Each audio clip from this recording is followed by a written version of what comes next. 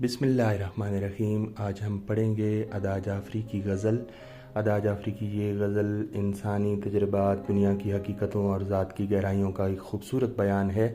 شاعرہ نے اس غزل میں نہ صرف اپنی قلبی کیفیات کو بیان کیا ہے بلکہ زندگی کے اتار چڑھاؤ، صبر و رضا، امید اور جدوجہد جیسے موضوعات کو بھی نہایت خوبصورتی سے اجاگر کیا ہے۔ اس غزل کا ہر شعر قاری کو فکر و تامل کی دعوت دیتا ہے اور اسے اپنے اندر جھانکنے کی ترغیب دیتا ہے۔ پہلا شعر دیکھیے۔ یہ فخر تو حاصل ہے برے ہیں کہ بھلے ہیں، دو چار قدم ہم بھی تیرے ساتھ چلے ہیں۔ تشریح دیکھیے۔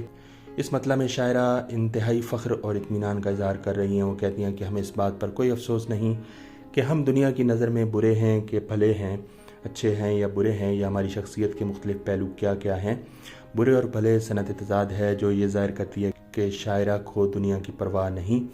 اسے جو حقیقی فخر حاصل ہے وہ یہ ہے کہ وہ زندگی کے سفر میں کسی ہمدم کے ساتھ دو چار قدم ہی صحیح مگر چلی ہے، یعنی اتنی وفا تو اس نے نبھائی ہے۔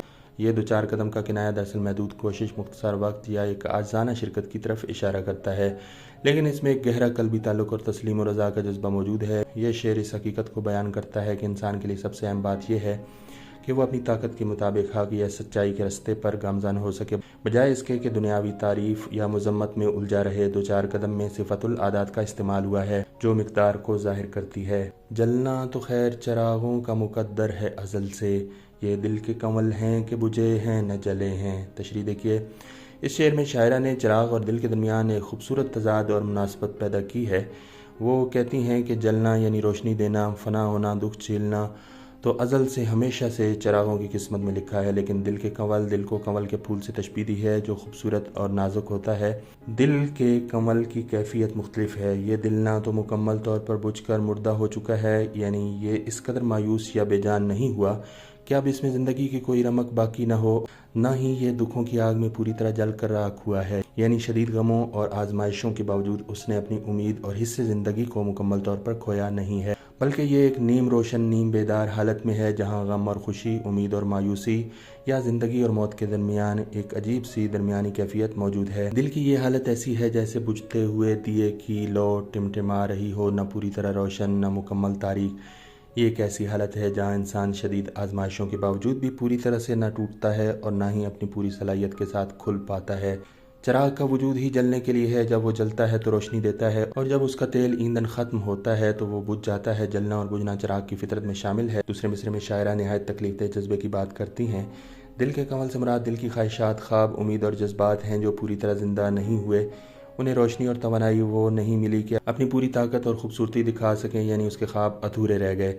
نہ جلے ہیں سے یہی مراد ہے، اور نہ بجھے ہیں اس سے کیا مراد ہے کہ اس کی تمنائیں اور بڑے خواب پورے نہ ہو سکے اور انہیں نہ ہی دل سے نکالا جا سکا۔ بے چینی ہے، امید کی ہلکی کرن باقی ہے، نہ وہ پوری طرح سے خوش ہے نہ غمگین۔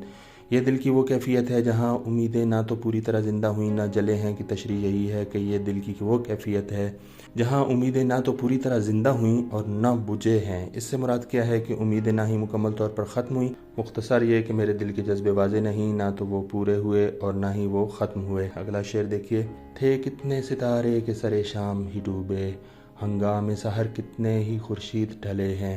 اس شعر میں شاعرہ نے فطرت کے مظاہر، ستاروں اور سورج کے ذریعے زندگی کی ناپائیداری، قسمت کی ستم ظریفی اور وقت کی بے رحمی کو بیان کیا ہے۔ وہ کہتی ہیں کہ بہت سے ستارے ایسے تھے جو سر شام یعنی شام ہوتے ہی زندگی کے آغاز یا اوائل میں ہی ڈوب گئے، یعنی ایسے لوگ تھے جو کم عمری میں ہی یا اپنی جوانی میں ہی موت کا شکار ہو گئے۔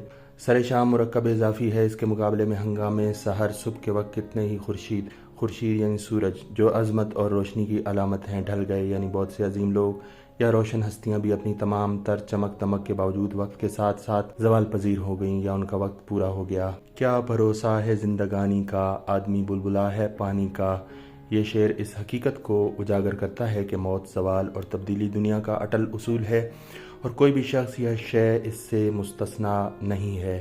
یہ صنعت تضاد شام کے مقابلے میں سحر کی مثال ہے جو زندگی اور موت کے چکر کو بیان کرتی ہے۔ ہنگام سحر مرکب اضافی ہے۔ اگلا شعر دیکھیے۔ جو جھیل گئے ہنس کے کڑی دھوپ کے تیور، تاروں کی خنک چھاؤں میں وہ لوگ چلے ہیں۔ تشریح دیکھیے۔ یہ شعر زندگی کے تضادات اور انسان کے مزاج کی پیچیدگی کو بیان کرتا ہے۔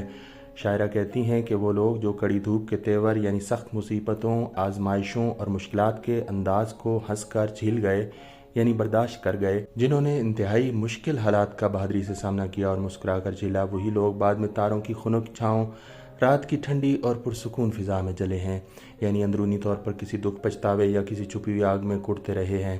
یہاں جلنا ظاہری طور پر کسی آگ میں جلنے کے بجائے اندرونی کعب دکھ یا کسی نہ کسی حسرت کا کنایا ہے۔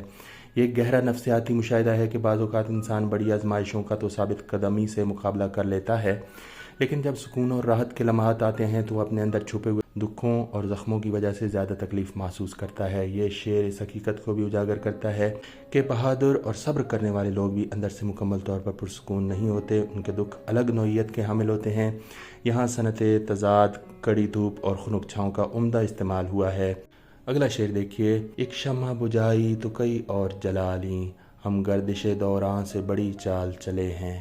تشریح دیکھیے، اس آخری شعر میں شاعرہ اپنی حکمت عملی اور جدوجہد کو بیان کر رہی ہیں۔ وہ کہتی ہیں کہ جب زندگی نے ہماری ایک شمع بجھائی، یعنی کوئی ایک امید، خواب یا آس ختم کی یا کوئی نقصان ہوا، تو ہم نے مایوس ہونے کے بجائے کئی اور شمع جلا لیں، یعنی مزید امیدیں، نئے خواب یا نئے راستے تلاش کر لیے۔ یہاں شمع بجھائی اور جلالی کے الفاظ میں صنعت تضاد ہے، جو ایک چیز کے فنا ہونے اور دوسری چیز کو روشن کرنے کے عمل کو ظاہر کرتا ہے۔ یہ کنایا بھی ہے جو انسان کی غیر متزلزل ہمت اور استقامت کو ظاہر کرتا ہے۔ اس کے بعد شاعرہ کہتی ہیں کہ ہم گردش دوراں، وقت کے اتار چڑھاؤ، زمانے کی سازشوں یا تقدیر کی گردش سے بڑی چال چلے ہیں۔